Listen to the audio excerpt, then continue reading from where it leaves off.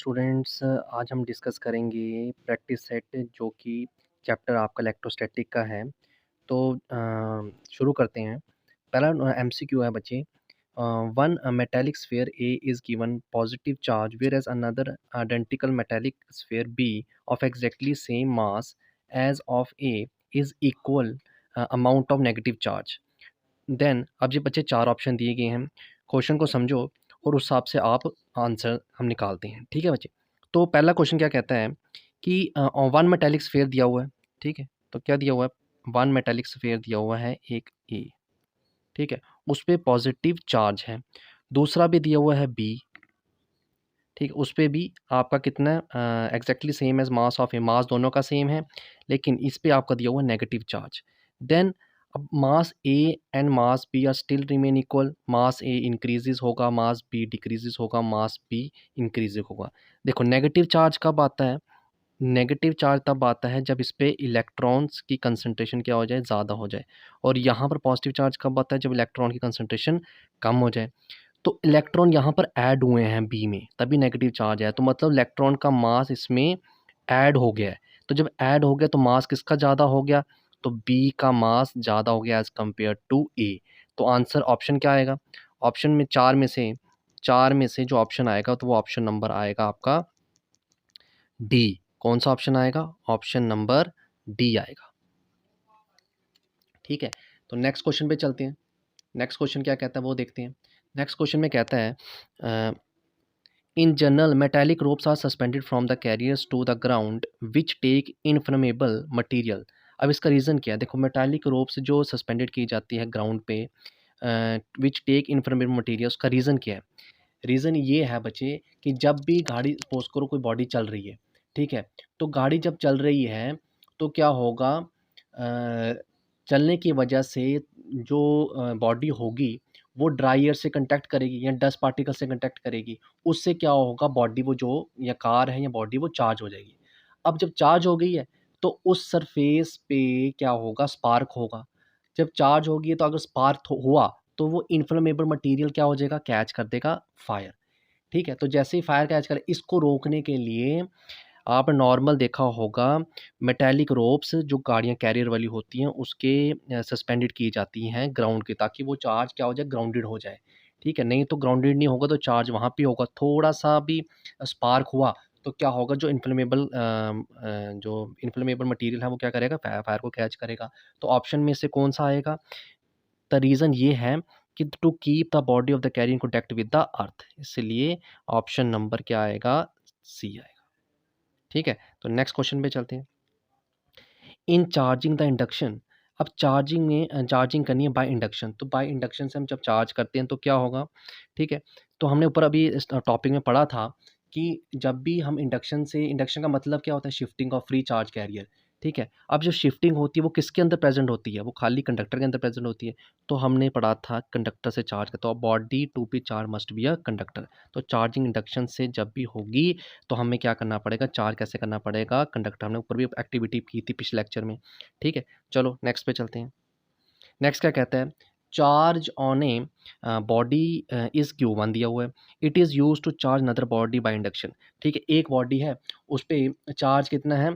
Suppose करो हम इस फिगर को ड्रा कर लेते हैं। अगर सपोज़ करो ये चार्ज बॉडी है, मान लिया ये चार्ज बॉडी है, ये चार्ज बॉडी है, ये चार्ज बॉडी है। अब यहाँ पर हमने एक स्फीयर मान लेते हैं। ठीक है?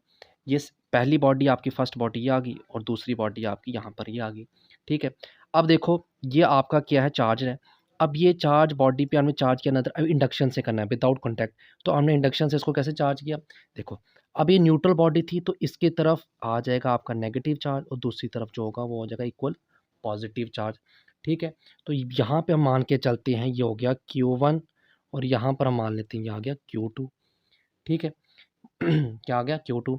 जिस तरफ नेगेटिव आया वो नेगेटिव Q2 और दूसरी तरफ क्या आ जाएगा? पॉजिटिव Q2 आ जाएगा। ठीक है? अब क्या लिखा है? The charge in the second is found to be Q2 after charging. Then अब रेशो बतानी है। अब रेशो क्या आएगी? देखो रेशो क्या आएगी कि आपने जब इंडक्शन से चार्जिंग की है तो हमने इंडक्शन के केस किया था कि उसको दूसरा एंड किससे कर देते हैं? इंडक्शन दूसरे में क्या होता है, ग्राउंडेड कर देते, तो जो जितना भी पॉजिटिव चार्ज होगा वो कहाँ चले जाएगा, ग्राउंड के अंदर चले जाएगा।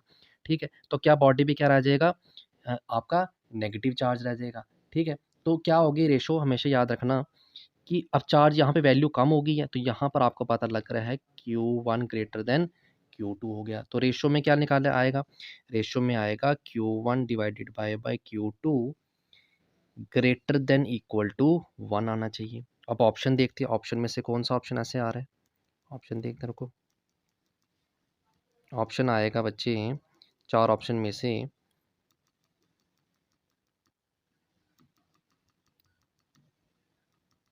ऑप्शन आएगा, ऑप्शन नंबर 4 में से देखते हैं कौन सा ऑप्शन आएगा बच्चे। ऑप्शन नंबर आएगा आपका डी। ठीक है, नेक्स्ट पे चलते हैं। नेक्स्ट क्या कहता है, an object of mass 1 kg contains 4 into 10 की power 20 atoms, if one electron is remove from every atom of the solid, the charge gained by the solid of 1 gram is. ठीक है, जैसे हमने प्रैक्टिस में पहले वीडियो में किया था, वहाँ पे क्वेश्चन प्रैक्टिस किया था, वहाँ पे ऐसा ही क्वेश्चन आया हुआ था कि हमें नंबर ऑफ इलेक्ट्रॉन रिमूव करने थे। ठीक है, तो क्या होता है, जितने नंबर ऑफ इलेक्ट्रॉन रिमूव्ड होंगे 1 ग्राम में, ठीक है, यहाँ पे उतना ही आपका एटम होगा कितने 1 ग्राम में। तो वही Q equals to n e का फॉर्मूला, पहले हम इसमें वैसे सिमिलर क्वेश्चन है, तो सिमिलर क्वेश्चन के हिसाब से आपको सबसे पहले क्या करना पड़ेगा, एन निकालना पड़ेगा। एन निकालना पड़ेगा तो आपको पता है नंबर ऑफ एटम्स कितने हैं, 4 इंटू 10 टू द पावर 20। अब 4 इंटू 10 टू द पावर 20 है, उसको डिवाइड करोगे आप किससे, किससे करोगे, आप करोगे मास से, तो वो कितना आ जाएगा 10 की पावर 3। 10 की पावर 3 आएगा तो आपकी वैल्यू कितनी आ जाएगी, एन की वैल्यू आ जाएगी 4 इंटू 10 टू द पावर 4। ठीक है, 20 माइनस 17 17 आएगा यहाँ पे, 20 माइनस 3 में 17 आएगा। ठीक है, तो ये वैल्यू आ गई। अब आपको निकालना क्या है, क्यू निकालना है, कितना चार्ज गेन हुआ 1 ग्राम में, तो क्यू का फॉर्मूला होता है एन ई। अब एन ई आया तो आपको क्या करना है, एन की वैल्यू जो आई थी ये वाली, उसको सब्स्टिट्यूट यहाँ पे करना पड़ेगा, और ई की वैल्यू आपको पता है वो क्या होती है, 1.6 into 10 to the power minus 19 होती है, वो भी वैल्यू सब्स्टिट्यूट करोगे, तो उसको सॉल्व करो, उसको सॉल्व करने पे जो वैल्यू आएगी वो वैल्यू आएगी आपकी बी पार्ट। कौन सा आएगा, बी पार्ट आएगा। ठीक है, चलो अगले पे चलते हैं, हम क्वेश्चन सॉल्व करते हैं, अगला क्वेश्चन रुको। चलो नेक्स्ट पे क्या कहता है देखते हैं, number of electron present in negative charge of 8 coulomb. अब हमें क्या निकालना है, इलेक्ट्रॉन निकालने हैं कितने प्रेजेंट होते हैं आपके नेगेटिव चार्ज ऑफ 8 कूलम में। ठीक है, मतलब आपको दी क्या हुई वैल्यू, आपको बच्चे क्यू की वैल्यू दे दी गई है, कितनी दी हुई है, क्यू की वैल्यू 8 कूलम 8 C। आपको फॉर्मूला पता है क्यू इक्वल्स टू क्या होता है, एन ई होता है। क्यू किसके इक्वल होता है, एन ई के इक्वल होता है। ठीक है, तो अब आप वैल्यूज़ पे सब्स्टिट्यूट करो, जब से ऐसे सब्स्टिट्यूट करो, अब आपको निकालना क्या है, मेन क्या निकालना है आपको यहाँ पर, मेन आपको निकालना है, मेन आपको निकालना है एन। क्या निकालना है, एन, तो जो कि इक्वल होगा क्यू बाय ई के इक्वल होगा, जो कि किसके इक्वल होगा, क्यू बाय ई के इक्वल होगा। अब एन किसके इक्वल आएगा, एन आएगा 8, वैल्यू दी हुई है 8 upon 1.6 into 10 to the power minus minus 19 आएगा। ठीक है, माइनस 19 आएगा। ठीक है, अब यहाँ पे आपको पता चल गया एन की, यहाँ पे वैल्यूज़ को सॉल्व करोगे तो वैल्यू आपका आंसर आएगा ए पार्ट। क्या आएगा, ए पार्ट। ठीक है, तो नेक्स्ट क्वेश्चन पे चलते हैं।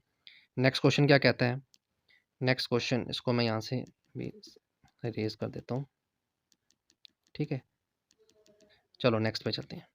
नेक्स्ट पे क्या करते हैं, यहाँ पे देखते हैं, वेरी शॉर्ट आता है। अब वेरी शॉर्ट में क्या है, न्यूमेरिकल में देखो क्या क्वेश्चन क्या कहते हैं, एक glass rod when rubbed with silk cloth acquires a charge. देखो चार्ज दे दिया गया है, कितना चार्ज दिया हुआ है आपको यहाँ पे मेंशन है। अब चार्ज मेंशन है, अब चार्ज बच्चे यहाँ पे मेंशन है, तो what is a charge on the silk.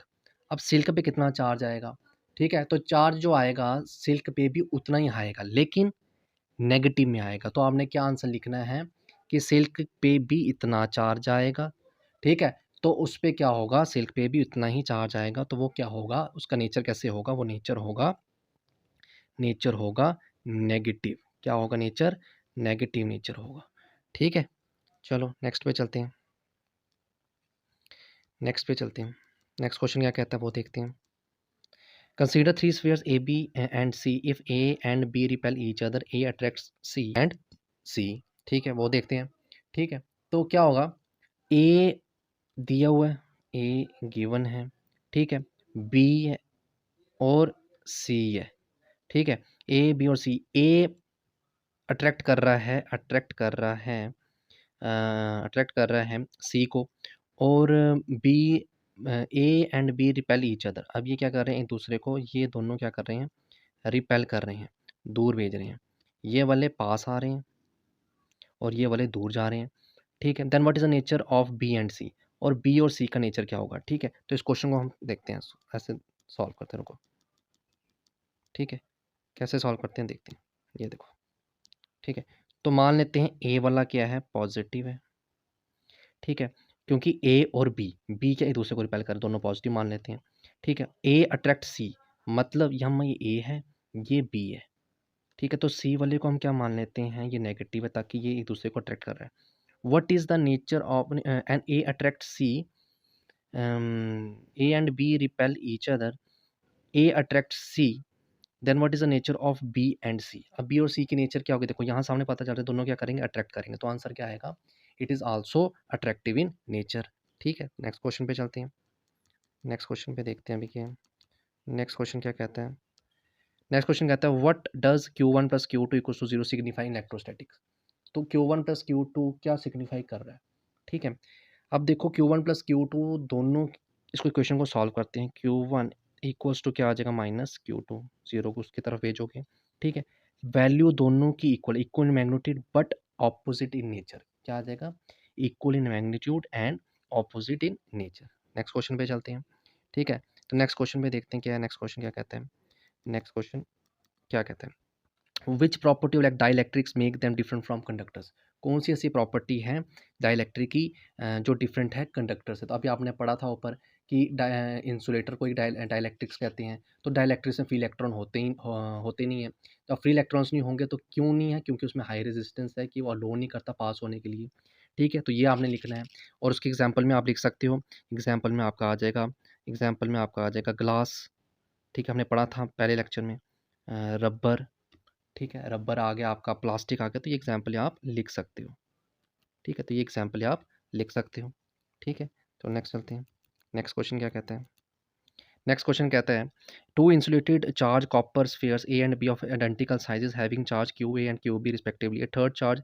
हाँ, अब इस टाइप का जब भी क्वेश्चन आए, देखो सबसे पहले क्या कहता है, कि सबसे पहले हमने क्या किया कि जो सी स्फीयर था उसको क्या किया, कॉन्टैक्ट लाए हो आप किसके साथ, फर्स्ट के साथ, कॉन्टैक्ट लाया फर्स्ट के साथ। तो जैसे आप सी को कॉन्टैक्ट करोगे किसके साथ, ए के साथ, तो जो चार्ज इक्वली डिस्ट्रीब्यूट हो जाता है। तो जो चार्ज आएगा क्यू सी पे, क्या आएगा, चार्ज आएगा क्यू सी पे, जब ए के साथ कॉन्टैक्ट होगा तो आधा चार्ज सी पे आ जाएगा, क्या आ जाएगा, आधा चार्ज आ जाएगा सी पे आएगा।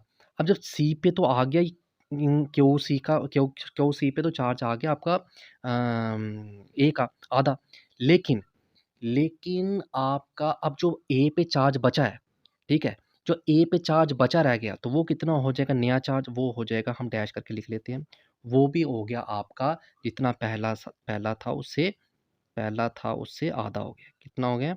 जितना पहला था उससे आधा हो गया है, ठीक है? उससे आधा हो गया, ठीक है? अब क्या है, उसके बाद कुछ क्वेश्चन में पढ़ोगे तो उसके बाद क्या लिखा है कि अब इन कॉन्टैक्ट, उसके बाद लिखा दूसरे इन कॉन्टैक्ट विद द सेकंड। अब वही चार्ज आप लेके जा रहे हो बी के पास। अब वही चार्ज अब स्फीयर सी को ही लेके जा रहे हो, कॉन्टैक्ट करा रहे हो बी के साथ। अब बी के साथ जैसे ही लाओगे आप चार्ज सी पे, क्या होगा, अब दोनों का प्लस करके डिवाइडेड बाय 2 आधा-आधा शिफ्ट हो जाएगा। अब जैसे आधा-आधा होगा शिफ्ट होगा, हम देखते हैं कैसे होगा, देखते हैं। ये देखो, अभी मैं आपको बताता हूँ, देखो। अब फिर से जो आप लेके जा रहे हो, ठीक है? अब देखो इक्वेशन क्या कहती है वो देखते हैं, ठीक है? ये देखो, अब अब नया चार्ज जो सी लेके जा रहे थे, तो वो नया चार्ज क्या हो जाएगा? वो नया चार्ज हो जाएगा क्यू सी को जैसे आप बी के साथ कॉन्टैक्ट करोगे, हम दोनों का ऐड करके डिवाइड बाय 2 हो जाएगा। अब क्यू सी का हमने पहले निकाला था, कितना आ रहा था? जो पहले कितना चार्ज था? क्यू ए अपॉन 2 था, प्लस क्यू बी, ठीक है? क्यू बी, ठीक है? अब उसको डिवाइडेड बाय 2, ठीक है? डिवाइडेड बाय 2, ठीक है? अब इस पूरी इक्वेशन को सॉल्व करो। अब पूरी इक्वेशन को जब सॉल्व करोगे, इस पूरी इक्वेशन को जब आप सॉल्व करोगे, तो आपको जो आंसर मिलेगा, एक मिनट, जो आपको आंसर मिलेगा वो आंसर मिलेगा जो क्वेश्चन पूछा न्यू चार्जेस ए और बी पे, तो आपका क्यू जो क्यू जो आपको मिलेगा वो क्यू सी डैश जो मिलेगा नया चार्ज वो हो जाएगा Q A plus 2 QB upon 4। ठीक है, और नया चार्ज जो क्यू बी पे आएगा वो क्या आ जाएगा? ठीक है, वो नया जो चार्ज आ रहा है वो क्या आ जाएगा? वो आ जाएगा Q A plus 2 QB upon 4। ठीक है, तो ये दो नए नए चार्जेस आ जाएंगे। इस टाइप से करना है आपको। ठीक है, चलो नेक्स्ट क्वेश्चन पे चलते हैं। ठीक है, नेक्स्ट क्या कहते हैं, नेक्स्ट क्या कहते हैं वो देखते हैं। नेक्स्ट क्या देखते हैं हम बच्चे, नेक्स्ट क्वेश्चन में मैं इसको यहाँ से रेज कर लेता हूँ। ठीक है, तो नेक्स्ट क्वेश्चन क्या कहता है?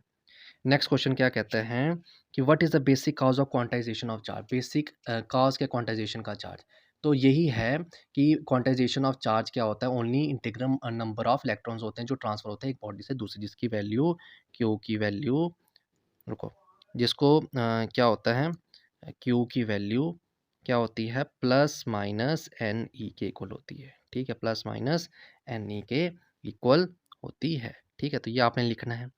ठीक है, तो हमने इसमें आंसर ये लिखना है। ठीक है, तो यहाँ से मैं इसको कर देते हैं। चलो नेक्स्ट क्वेश्चन पे देखते हैं। नेक्स्ट क्वेश्चन क्या कहता है? नेक्स्ट क्वेश्चन कहता है, नेक्स्ट क्वेश्चन जो है, can a body can have charge 1.5 ई? क्या बॉडी का चार्ज 1.5 ई हो सकता है? अभी हमने पढ़ा था कि एन की वैल्यू फ्रैक्शन में यहाँ पॉइंट में नहीं होनी चाहिए, तो ये इसमें क्या आएगा? नो आएगा। ठीक है, रीज़न क्या? क्योंकि हमें पता है एन की वैल्यू क्या होनी चाहिए? इंटीग्रल मल्टीपल में होनी चाहिए। ठीक है, तो इसमें क्या आंसर आएगा? इसमें आंसर आएगा नो। क्या आएगा? नो। ठीक है, अब क्या नेक्स्ट देखते हैं। What which is bigger, a coulomb of a charge और a charge on a electron? क्या दोनों में से कौन सा बिगर है? कूलम ऑफ ए चार्ज बड़ा है या कि चार्ज ऑन एन इलेक्ट्रॉन बड़ा है? ठीक है, तो आपने क्या करना पड़ेगा? आपको सबसे पहले आपको क्या करना पड़ेगा? आपको फार्मूला पता है क्यू किसके इक्वल होता है? क्या क्यू किसके इक्वल होता है? एन ई के इक्वल होता है। ठीक है, तो अभी आपको क्या क्या है? 1 कूलम, तो मतलब चार्ज की वैल्यू 1 दे दी हुई है। ठीक है, अब चार्ज की वैल्यू 1 दे दी हुई है, ई की वैल्यू आपको पता है, यहाँ से एन निकालो, यहाँ से एन निकाल लो। अब एन निकालोगे तो आपको कोई वैल्यू मिलेगी, वो वैल्यू आपको मिलेगी, जो आपको सॉल्व करोगे तो वो एन की वैल्यू मिलेगी, कितनी मिलेगी? 6 इंटू 10⁻18 मिलेगी। ठीक है, तो ये आपको एन की वैल्यू मिली। ठीक है, कब मिली? जब आपने क्यू की वैल्यू 1 पुट की, तो एक कूलम का चार्ज आपको देगा 6 इंटू 10⁻18 इलेक्ट्रॉन्स। ठीक है, तो ये आपको मिल गया। ठीक है, तो यहाँ से क्या पता चला कि कूलम ऑफ चार्ज बड़ा होता है या बिगर होता है चार्ज ऑन इलेक्ट्रॉन? ठीक है, क्या होता है? बड़ा होता है चार्ज ऑन द इलेक्ट्रॉन। ठीक है, क्योंकि जो चार्ज ऑन द इलेक्ट्रॉन क्या होता है वैल्यू, हमने यहाँ पे नंबर ऑफ एन से कैलकुलेट कर दी है। ठीक है, तो हमें क्या पता चला कि कूलम ऑफ द चार्ज बड़ा होता है चार्ज ऑन एन इलेक्ट्रॉन। ठीक है, क्योंकि नॉर्मल चार्ज की वैल्यू क्या होती है वो आपको पता है, तो उससे ये बड़ी वैल्यू आ रही है, तो इसलिए ये बड़ा कूलम 1 कूलम ऑफ चार्ज। ठीक है, नेक्स्ट क्वेश्चन पे चलते हैं। नेक्स्ट क्वेश्चन क्या कहता है? नेक्स्ट क्वेश्चन कहता है, an object becomes positively charged through a removal of negatively charged electrons rather than through the addition of positive charged protons, explain why? ठीक है, तो क्या पूछता है कि an electron become positive charge through the removal, हाँ negative charge के जाने से वो पॉजिटिव हो जाता है ऑब्जेक्ट।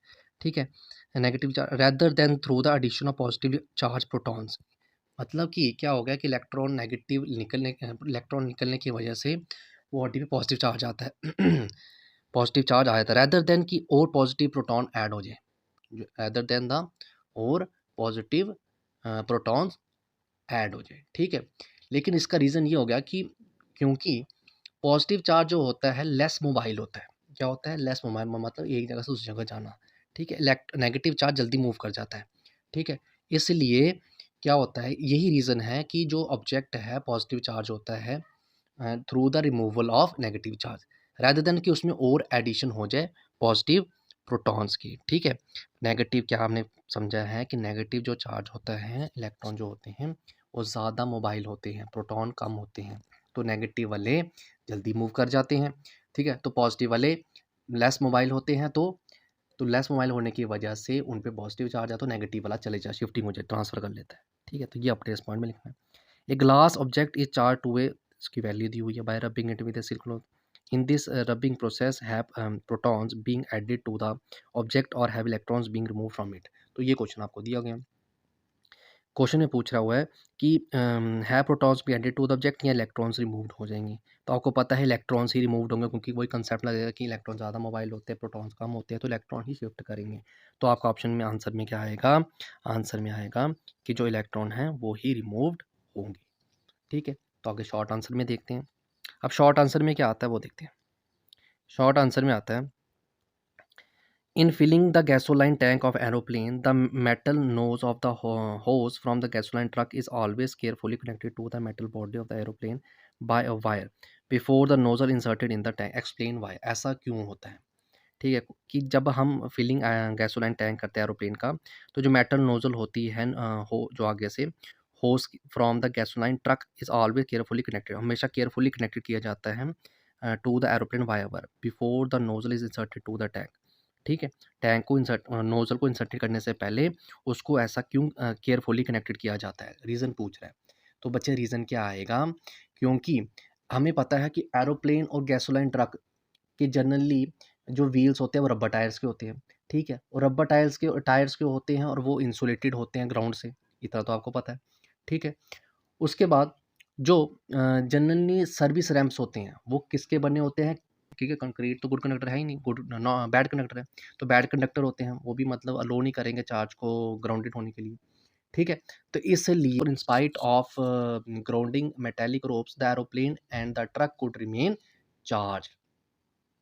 इसलिए जो जो ग्राउंडिंग नहीं हो पा रहा, उससे क्या रहता है कि जो चार्ज उसी पे ही रहता है, एरोप्लेन और ट्रक पे, ठीक है। तो इसलिए हमको क्या यूज़ करना पड़ता है कि केयरफुल लगाना पड़ता है कि ताकि कोई स्पार्क कैच ना हो पाए, ठीक है।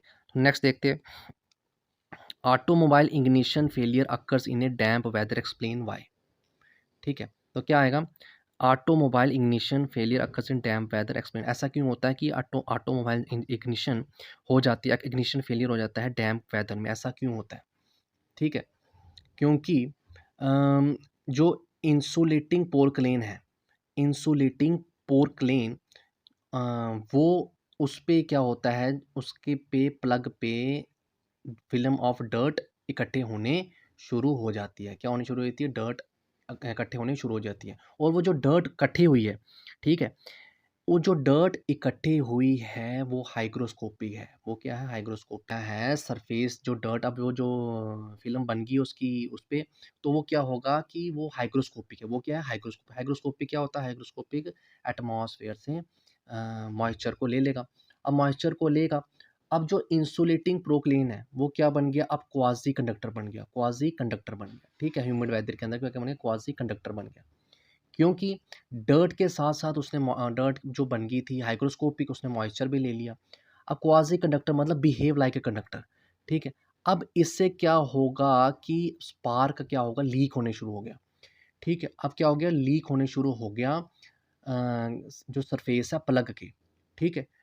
तो इसलिए ऑटोमोबाइल ये इग्निशन का फेलियर हो जाता है डैम्प वेदर में, ठीक है, क्योंकि वो क्वाज़ी कंडक्टर बन गया है। अब कंडक्टर बन गया, वैसे स्पार्क हो तो वैसे ही रिस्क बढ़ जाता है।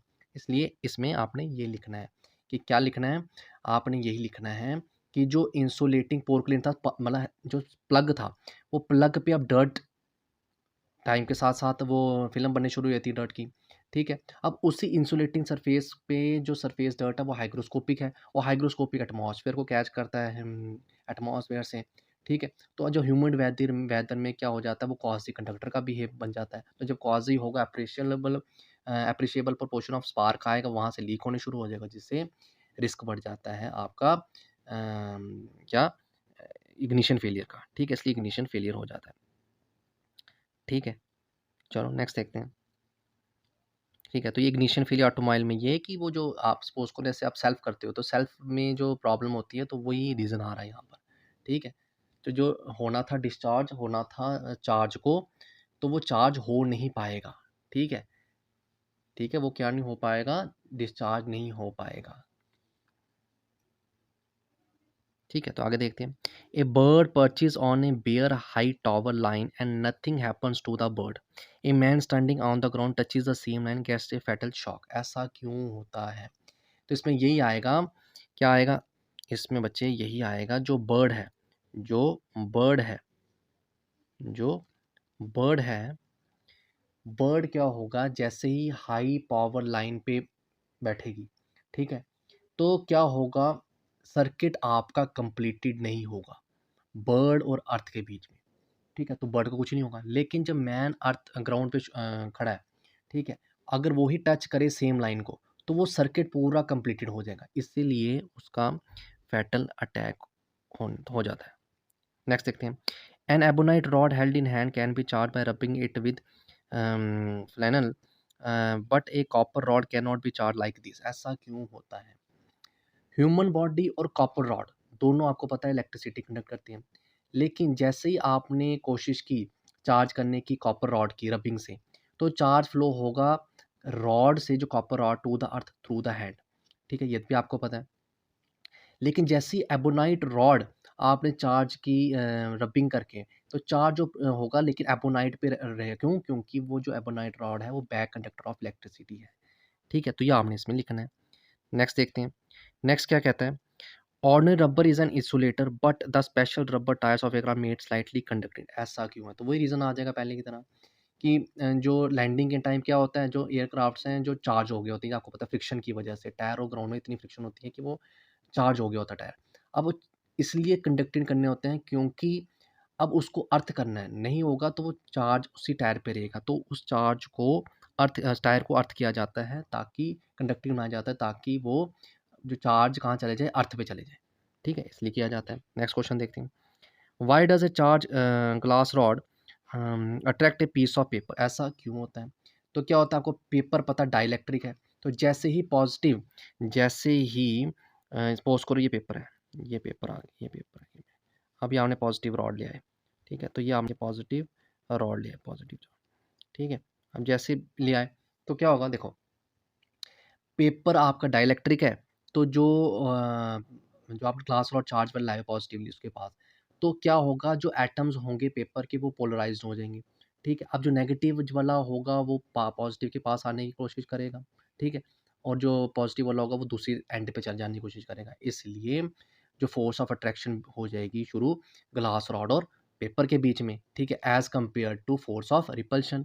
ठीक है, इसलिए वो थोड़ा सा अट्रैक्शन शो करता है। ठीक है, पेपर जो है ग्लास रॉड के पास जाने की कोशिश करता है। ठीक है, तो यहाँ तक भी आपको पता लग गया होगा। ठीक है, तो नेक्स्ट देखते हैं आंसर। ठीक है, चलो नेक्स्ट देखते हैं क्वेश्चन। तो क्या क्वेश्चन है? क्वेश्चन कह रहा है कि can a charge body attract another uncharged body? ऐसा हो सकता है कि चार्ज बॉडी अट्रैक्ट कर दे अनचार्ज बॉडी को दूसरे पर? तो ये रीज़न आ जाएगा यस। ठीक है, जैसे ही आप अनचार्ज बॉडी के पास लाओगे चार्ज बॉडी को, opposite kind of induce charge हो जाएगा उस अनचार्ज बॉडी में। जैसे हमने ऊपर वाले केस में पढ़ा कि जो पॉजिटिव वाला होगा, जैसे पॉजिटिव चार्ज बॉडी लाओगे तो उसका ऑपोजिट वाला उसकी तरफ आने की कोशिश करेगा। ठीक है, तो ये हो सकता है, यस आएगा reason. Can two balls having the same kind of charge on them attract each other? ऐसा हो सकता है कि दो बॉल्स सेम काइंड की हो और चार्ज उस पे और अट्रैक्ट करे एक दूसरे को, ये हो सकता है। क्या रीज़न आएगा? मान लेते हैं कि जैसे एक बॉडी हमने ले ली ए, ठीक है, उस बॉडी का चार्ज जो ट्रांसफर्ड हो गया, होल चार्ज, जो मान लेते हैं कि जैसे कि हमने एक बॉडी ले ली ए पूरी, ठीक है, उस पे होल चार्ज ट्रांसफर्ड कर दिया आपने कंडक्टिंग बॉडी बी पे। ठीक है, अब जैसे ही आप अब वो जो बी पे आया, अब जो ए जो है किससे एनक्लोज्ड हो गया? बी से। ठीक है, और उसको जोड़ दिया एक दूसरे से, तो जो चार्ज होगा आउटर पे, हमेशा याद रखना जो चार्ज कहाँ रिज़ाइड करेगा? Outer surface of the conductor पे। ठीक है, हमेशा चार्ज कहाँ आता है? Always resides on the outer surface of the conductor. ठीक है, मतलब दो बॉल्स हैं, सेम काइंड का चार्ज है, क्या दोनों अट्रैक्ट करेंगे? देखो कैसे होता है, मैं बताता हूँ। मान लिया आपने एक बॉडी ली, ठीक है, चार्ज, उस चार्ज बॉडी को आपने उसका चार्ज कहाँ ट्रांसफ़र कर दिया? बी पे। किस पे कर दिया? बी पे। अब बी पे हमने चार्ज ट्रांसफ़र किया, ठीक है। अब आपने क्या कर दिया, उसको कवर कर दिया उसी बॉडी से, ठीक है। जो पहली बॉडी थी उसको आपने कवर कर दिया, जिसको दूसरी बॉडी दी थी उसको एनक्लोज़ कर दिया, मतलब उसको अंदर पैक कर दिया। तो अब दोनों को कनेक्ट कर दिया। तो अब जो मेन चार्ज है वो कहाँ पे रहेगा, आउटर सरफेस पे ही रहेगा। तो इसलिए तो क्या आ जाएगा, यस आएगा, ठीक है। क्या आ जाएगा, यस आएगा, ठीक है। यानी टू बॉडी, मतलब सपोज करो हमने एक बॉडी ली ए, ठीक है। इस पे जो चार्ज था, ठीक है, इसने जो चार्ज दिया बी को दिया। अब वो जो बी बॉडी है उसको हमने ऐसे रख दिया। अब जो चार्ज यहाँ पे था वो चार्ज हम सपोज करो इस पे पॉजिटिव दिया था, वो पॉजिटिव होने पे अब यहाँ पे आ गया। तो अब ये दोनों को कनेक्टेड कर दिया। तो अब क्या होगा, दोनों में अट्रैक्शन शुरू हो जाएगी। क्या हो जाएगी, अट्रैक्शन शुरू हो जाएगी, ठीक है। नेक्स्ट क्वेश्चन पे देखते हैं। नेक्स्ट क्वेश्चन क्या कहता है, देखते हैं। नेक्स्ट क्वेश्चन क्या है, देखते हैं। नेक्स्ट क्वेश्चन कहता है, when a glass rod is rubbed with a silk cloth charges appear on both. A similar phenomenon is observed with many other pairs of bodies. Explain how this observation is consistent with the law of conservation of charge. एक glass rod को rubbed किया silk cloth से, charges appear on both, ठीक है। A similar phenomena observe, देखो क्या है कि जब आपने एक ग्लास रॉड ली, उसको रब किया सिल्क क्लॉथ से, ठीक है, दोनों पे चार्जेस आए, ठीक है। इक्वल और मैग्नी मतलब इक्वल होंगे ही, तो आपको पता है मैग्नीट्यूड के हिसाब से ऑपोजिट साइन होगा इनका। लेकिन अलजेब्रिक सम दोनों का करोगे तो क्या आएगा, ज़ीरो आना चाहिए। अब तो कंजर्वेशन ऑफ का चार्ज आपको प्रॉपर्टी पता है, ठीक है, ठीक है। तो लेकिन उससे रबिंग करने से पहले भी ज़ीरो था, लेकिन उसके बाद शिफ्टिंग हुई, शिफ्टिंग होने के बाद नेट चार्ज भी ज़ीरो आया, ठीक है। तो ये क्या हुआ, हमने यहाँ से क्या सीखा कि चार्जेस क्रिएटेड हुए हैं इक्वल रेशो में, ठीक है, और अनलाइक पेयर्स बने हैं, ठीक है, अलग-अलग चार्ज हुए हैं। तो ये आपको बता रहा है कि law of conservation of charge है, ठीक है। तो ये रीज़न आना था आपका यहाँ पर, ठीक है। Give any 2 points of difference between charge and mass. 2 reference देने, तो हमने पहले रेफरेंस पढ़ लिया हुआ हमने ऊपर, तो वह वीडियो पिछले लेक्चर में आप देख सकते हो, ठीक है। नेक्स्ट है, a balloon gets negatively charged by rubbing ceiling of a wall. Does this mean that wall is positively charged, why does the balloon eventually fall. ऐसा क्यों होता है, ठीक है, कि ये बैलून दीवार के साथ रब होने के बाद या दीवार पे पॉजिटिव चार्ज आ जाता है, फिर बैलून नीचे क्यों गिर जाता है, सामने देखना है, ठीक है। ये पूछ रहा है, ठीक है। डज पूछ रहा है कि दीवार पॉजिटिव चार्ज हो जाए, होगी नहीं, तो आंसर आ रहा है नो, ठीक है। इसका मतलब ये नहीं है कि वॉल पॉजिटिव चार्ज होगी है, ठीक है। जो बैलून ने क्या हुआ, बैलून ने इंड्यूस किया चार्ज ऑपोजिट साइन, ठीक है, in the ceiling of the wall, ठीक है, जिससे क्या होगा, बैलून और सीलिंग एक दूसरे को क्या करेंगे, अट्रैक्ट करेंगे, ठीक है। क्या करेंगे, अट्रैक्ट, ठीक है। लेकिन वो जो बैलून नीचे आता है, वो रीज़न ये है क्योंकि चार्ज स्लोली कम होने शुरू हो जाता है, जो हम कहते हैं लीक हो रहा है, ठीक है। अब वो जो लीक हो रहा है क्योंकि ग्राउंडेड है, तो वो ग्राउंडेड में जा रहा है, ठीक है। तो चार्ज क्या होने शुरू हो गया, आस्ते-आस्ते उसकी वैल्यू कम होनी शुरू की, वो इसलिए वो नीचे आने शुरू हो जाता है, ठीक है। तो जो चार्ज था बैलून पे, वो क्या हो गया, लॉस्ट हो रहा है। क्यों? क्योंकि presence of positive ions in the surrounding atmosphere, जो सराउंडिंग एटमॉस्फेयर में पॉजिटिव चार्ज हैं, वो उसके चार्ज को क्या कर रहे हैं, कम कर रहे हैं, या के मान सकते हैं न्यूट्रलाइज कर रहे हैं। तो उससे वैल्यू उसकी कम हो जाती है और बैलून क्या आ जाता है, नीचे आ जाता है, ठीक है। तो नेक्स्ट चलते हैं, नेक्स्ट क्या कहता है वो देखते हैं, ठीक है। तो नेक्स्ट क्या कहता है वो देखते हैं। नेक्स्ट कहता है, paisa coin is made up of aluminium magnesium alloy and weighs 0.75 gram. It has a square shape and its diagonal measures 17 mm. It is electrically neutral and contains equal amount of positive and negative charge. एक paisa coin दिया हुआ जो aluminium और magnesium के alloy से बना हो, जिसका मास भी दे दिया हुआ है, तो मास तो दे दिया, शेप कैसी है, स्क्वायर शेप है, दे दिया, और डायगोनल से आपका कितना दिया हुआ है, 17 mm दिया हुआ है। इलेक्ट्रिकल न्यूट्रल है, इक्वल अमाउंट है, ठीक है, पॉजिटिव और नेगेटिव चार्ज इक्वल है। ट्रीटिंग द पैसा coin made up of only aluminium, find the magnitude of equal number of positive. अब खाली मानना क्या है कि जो ये है जो कॉइन था वो खाली किसका बना हुआ है, किसका बना हुआ है, एल्यूमिनियम का। अब वो कह रहा है, पूछ रहा है कि बताओ कितना नंबर ऑफ पॉजिटिव और नेगेटिव चार्ज होंगे, और इस मैग्नीट्यूड के आने से आपको क्या कंक्लूजन निकलती है, तो ये आपने बताना है। तो सबसे पहले हमको दिया क्या हुआ है कि मास दे दिया हुआ है। कितना मास दिया हुआ है? मास की वैल्यू आपको दी हुई है 0.75 ग्राम दे दी है। कितना दिया? 0.75। एटॉमिक मास एल्यूमिनियम का जो होता है वो क्या होता है? वो होता है आपका, आपको पता होगा 26.9 26.9 ग्राम होता है। 26.9 ग्राम होता है। ये एटॉमिक मास आपको एल्यूमिनियम का पता है। लेंथ आपको दी हुई है 17 mm। ठीक है, तो एवोगैड्रो वैल्यू करना, एवोगैड्रो नंबर की वैल्यू भी आपको पता है कितनी होती है, इसको Na से डिनोट करते हैं। ठीक है, क्या होती है?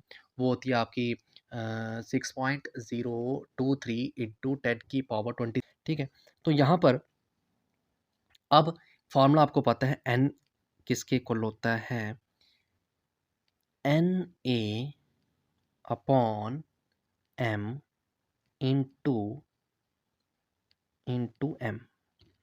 ये आपको पता है क्या होता है? Na अपॉन m आ गया टोटल मास, Na आ गया एवोगैड्रो नंबर। ठीक है, ये आ गया m टोटल एटॉमिक मास जिसको कहते हैं एल्यूमिनियम का। और जो ये m है ये गिवन मास होता है।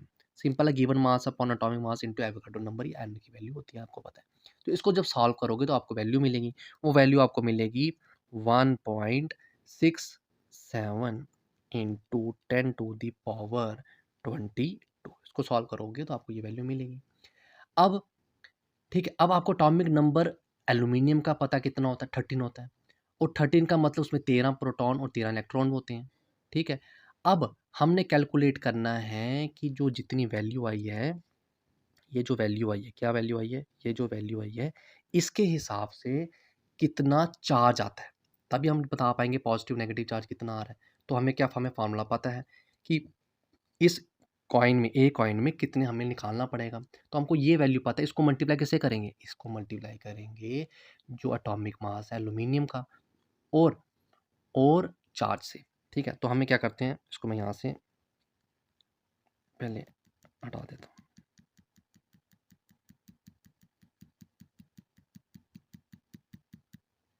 तो हमें क्या करना है, हमें फार्मूला पता होना चाहिए कि ये फार्मूला होता है NZE।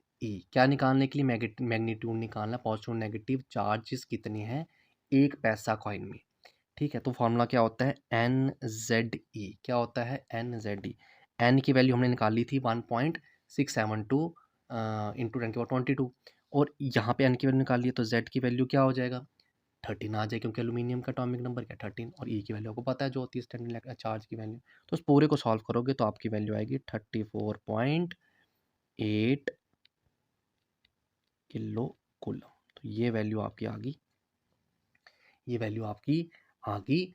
ठीक है, तो इक्वल नंबर ऑफ कौन से नेगेटिव और पॉजिटिव चार्ज आ गई एक पैसा कॉइन में। ठीक है, तो ये वैल्यू आपने निकालनी थी। ठीक है, अब कंक्लूजन की बात है। अब कंक्लूजन हमें क्या मिलेगा कि ये वैल्यू ज़्यादा आ रही है। ठीक, काफ़ी ज़्यादा है एज़ कम्पेयर टू जो चार्ज दिया हुआ है नॉर्मल। ठीक है, तो उससे वैल्यू काफ़ी ज़्यादा आ रही है। ठीक है, तो ऑर्डिनरी न्यूट्रल मेटल क्या होगा? ज़्यादा अमाउंट ऑफ, अब देखो वैल्यू ज़्यादा आ रही है तो ज़्यादा चार्ज होगा इक्वल नंबर में। ठीक है, तो न्यूट्रल मैटर में जो है ज़्यादा अमाउंट के पॉजिटिव चार्ज होंगे और नेगेटिव चार्ज होंगे। ठीक है, तो ये थे आपके शॉर्ट आंसर टाइप। ठीक है, अब हम देखते हैं लॉन्ग आंसर टाइप में क्या क्वेश्चन है। ठीक है, तो वो देखते हैं लॉन्ग आंसर में क्या। Describe some of the differences between charges by induction and charges by contact. तो ये आपको डिफरेंस बताना है कि उस पर इंडक्शन का हमने कॉन्सेप्ट पढ़ लिया हुआ है। ठीक है, तो क्या होता है कि इंडक्शन में आप फिजिकल कॉन्टैक्ट नहीं कर पाते ऑब्जेक्ट को, दोनों को। ठीक है, तो क्या होगा कि आपको उसमें फिजिकल कॉन्टैक्ट नहीं होता, लेकिन कॉन्टैक्ट में आपको कॉन्टैक्ट मतलब कि डायरेक्ट फिजिकल कॉन्टैक्ट ट्रांसफ़र करने के लिए करना पड़ता है एक ऑब्जेक्ट से दूसरे ऑब्जेक्ट के लिए। ठीक है, इंडक्शन में क्या होता है कि जो साइन होता है इक्वल और अपोजिट आता है दोनों अलग अलग मतलब बॉडीज़ पर। ठीक है, और तो जो कॉन्टैक्ट सीधा चार्जिंग बाय कॉन्टैक्ट होता है वो सेम चार्ज से शिफ्ट होता है। ठीक है, वो क्या हो जाएगा? सेम साइन चार्जेस के दोनों पे आएंगे। ठीक है, ये चार्जिंग का होता है। ठीक है, तो ये आ जाएगा। नेक्स्ट देखते हैं, नेक्स्ट क्या कहता है? Explain the meaning of statement electric charge of a body is quantized. ये हमने कर लिया हुआ है। ठीक है, why can one ignore quantization of electric charge when dealing with microscopic large scale charges. ऐसा क्यों होता है कि कौन इग्नोर करते हैं quantization of while dealing with microscopic level पे, इसको क्यों इग्नोर किया जाता है? क्यों? क्योंकि चार्ज ऑन द जो चार्ज बॉडी पे होता है बहुत ज़्यादा होता है, ठीक है? लेकिन जो इलेक्ट्रॉन का चार्ज है वो बहुत कम होता है, ठीक है? इलेक्ट्रॉन चार्ज की तो वैल्यू कम होती है, लेकिन जब चार्ज किसी बॉडी पे आता है, उसकी वैल्यू तो ज़्यादा होती है, ठीक है? अब इलेक्ट्रॉन्स एडेड हों या रिमूव्ड हों, ठीक है? जो भी चेंज हो रहा है टोटल चार्ज पे वो बहुत कम हो रहा है, ठीक है? इलेक्ट्रॉन के जाने या ऐड होने से, सब्ट्रैक्ट होने से बॉडी पे जो भी टोटल चार्ज जो होगा उस पे वैल्यू पे ज़्यादा फ़र्क नहीं पड़ रहा, ठीक है? ठीक है, तो जो अब ये जो चार्ज की कॉन्टिन्यू ये जो चेंज हो रहा है वो कंटिन्यूअस मैनर में चेंज होगा, ठीक है? इसलिए क्वांटाइजेशन को क्या करना पड़ता है, लार्ज स्केल पे इग्नोर करना पड़ता है, ठीक है? ये आएगा। अब नेक्स्ट देखते हैं, टू इंसुलेटेड रॉड्स दी गई हैं, ये देखो क्या दिया हुआ, two insulated rod A and B oppositely charge on their ends, they are mounted at their center so that they are free to rotate and then held in position shown in figure, ठीक है? अब ये देखो दोनों फिगरें दी गई हैं, दोनों के एक तरफ पॉजिटिव चार्ज है, दोनों एक दूसरी तरफ नेगेटिव चार्ज है। अब जो सेंटर से फ्री है रोटेट है, हो सकता है, ठीक है? तो अब इसको हमने रोटेट कराना है प्लेन ऑफ पेपर पे, will this rod stay in their position when they released, क्या वो ऐसी पोजीशन में रहेंगे जैसे अभी हैं, ठीक है? तो देखो अब क्या है, ऐसे जैसे फिगर दी हुई है, ऐसे क्या है अभी फिगर दी हुई है। अब इस फिगर पे देखो ये पॉजिटिव एक तरफ है, नेगेटिव एक तरफ है। सबसे पहले हम क्या कर लेते हैं, थ्री थ्री केसेस को ड्रॉ कर लेते हैं। कौन कौन सा केस आएगा, एक आ जाएगा पॉजिटिव नेगेटिव, पॉजिटिव नेगेटिव, ये पहला केस आ गया। दूसरा पॉजिटिव नेगेटिव, नेगेटिव पॉजिटिव, ये दूसरा केस आ गया। तीसरे में क्या है, तीसरे में केस आ जाएगा, ऐसे आ जाएगा पॉजिटिव नेगेटिव, ये एक रॉड आ गई और दूसरी रॉड आ जाएगी पॉजिटिव नेगेटिव, ठीक है? ये पहला वाला ए होगा, दूसरा वाला बी होगा, फिर ए बी, ठीक है? ऐसे है। अब इसके हिसाब से देखें तो हमें यहाँ पे ये दिखाई दे रहा है कि जो पहली कॉन्फ़िगरेशन है, ठीक है? वो जो ए वाला, हम इसको यहाँ मान लेते हैं, ये ए पार्ट है पूरा, ये बी पार्ट है और ये सी पार्ट है। अब इनमें से केसेस देखते हैं कौन सा सही आएगा।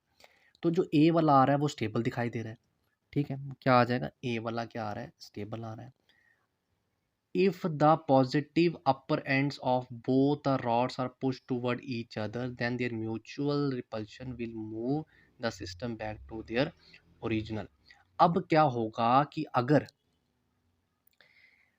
पॉजिटिव अपर एंड दोनों को तरफ पुश किया, अगर दोनों को पॉजिटिव की तरफ लेके जाएं, ठीक है? तो क्या होगा, रिपल्शन होगी, ठीक है? रिपल्शन होने से वो वापस अपनी ओरिजिनल पोजीशन पे आ जाएगा। बी वाला केस देखते हैं, ठीक है? अब इस पे क्या है, जैसे हम रखा ये पास आने की कोशिश करेगा, ये वाला क्या होगा, ये वाला पास आने की कोशिश करेगा, ठीक है? ये ए रॉड थी और ये बी रॉड थी, ठीक है? ये पास आने की कोशिश करेंगे, ठीक है? क्यों, क्योंकि यहाँ पॉजिटिव था, यहाँ नेगेटिव था, ये नेगेटिव पॉजिटिव, तो ये दो रॉड थी ऐसे। अब ये वाला इसके पास आने की कोशिश करेगा, ठीक है? तो ये अनस्टेबल से पास लेके जाओगे तो वो म्यूचुअल अट्रैक्शन इतनी ज़्यादा हो जाएगी, उसको क्या हो जाएगा, अनस्टेबिलिटी हो जाएगी, ठीक है? तो क्या हो जाएगी, अनस्टेबिलिटी हो जाएगी। तो उससे क्या होगा कि जो स्टेबिलिटी वाली कंडीशन राइज़ होगी वो जैसे फिगर में मेंशन है वैसे ही होगी। देखो जैसे जो स्टेबिलिटी कैसे आ जाएगी, ये देखो ये वाली कॉन्फ़िगरेशन जो है, जो आपका थर्ड केस आ रही है, ये वाली कॉन्फ़िगरेशन ही आपकी स्टेबल है, ठीक है? तो ये आपका अनदर पॉसिबल कंडीशन आएगी, ठीक है? ठीक है, तो यहाँ तो होगा कि जैसे इस वाले को आप पास लेके जाओगे, ठीक है? तो इस वाले में आप पहले पास लेके जाओगे तो फिर वो रिपेल करेगा, वापस ओरिजिनल पोजीशन पे आएगा। तो हाईली जो स्टेबल आ जाएगी वो ये वाली कंडीशन आपकी आ जाएगी, जो आपको फिगर में क्वेश्चन में रिप्रेजेंट है, ठीक है? नेक्स्ट क्वेश्चन पे आते हैं।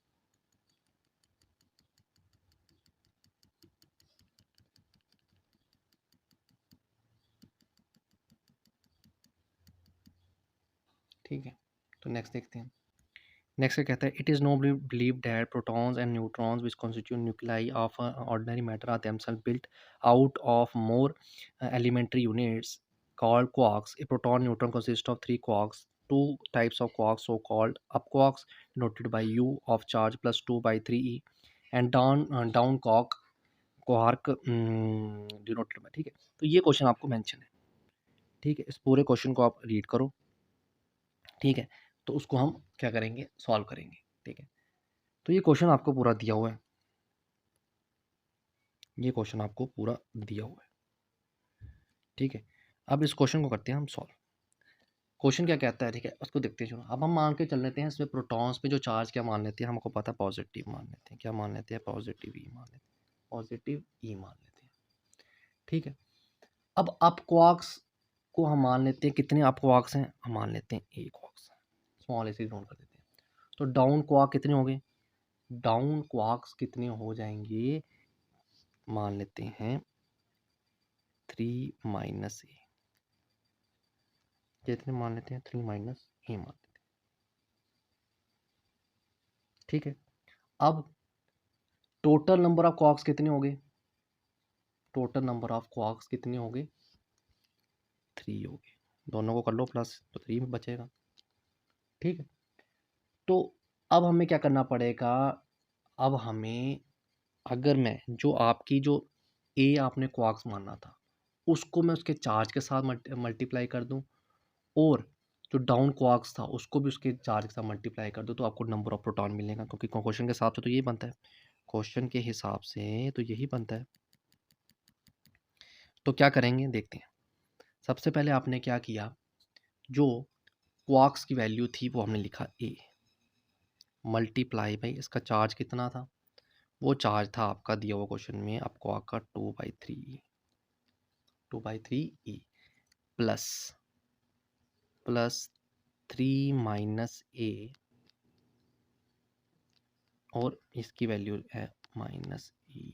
ठीक है, जो कि इक्वल आएगा किसके, ई के। ठीक है, अब जब इसको पूरा सॉल्व करोगे तो यहाँ से आपको ए की वैल्यू मिलेगी, कितनी मिलेगी, 2 मिलेगी। तो इसका क्वार्क्स है, और जब उसको आप 3 की वैल्यू, ए की वैल्यू डालोगे 3 माइनस ए के अंदर, तो आपको यहाँ पे मिलेगा, डाउन क्वार्क्स की वैल्यू कितनी मिल जाएगी आपको, वहाँ से मिल जाएगी 1 डाउन क्वार्क आएगा, कितना आएगा, 1 डाउन क्वार्क आएगा। ठीक है, अब जो है, ये आपको देखो पहले पार्ट में तो यहाँ पे यही पूछा होगा, देखो आपको यहाँ पे सब कर देता हूँ रेज, यहाँ पे देखते हैं। ठीक है, अब यहाँ पे हम देखते हैं,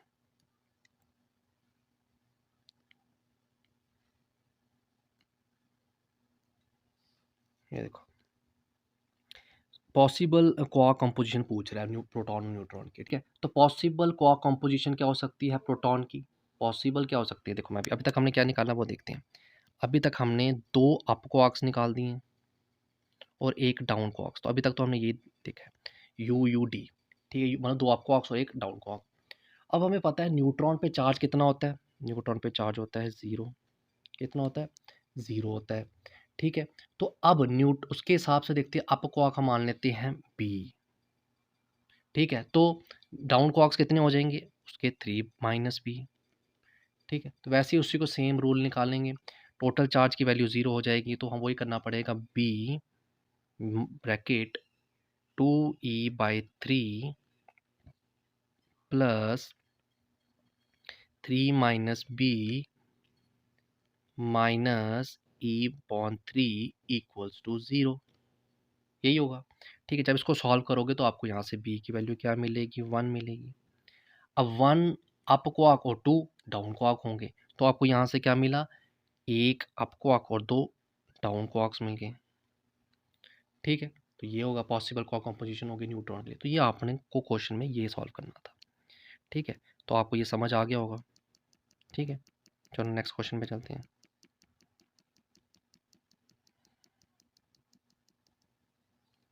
ठीक है, नेक्स्ट क्वेश्चन पे क्या है, नेक्स्ट क्वेश्चन क्या कहता है वो देखते हैं। Next question,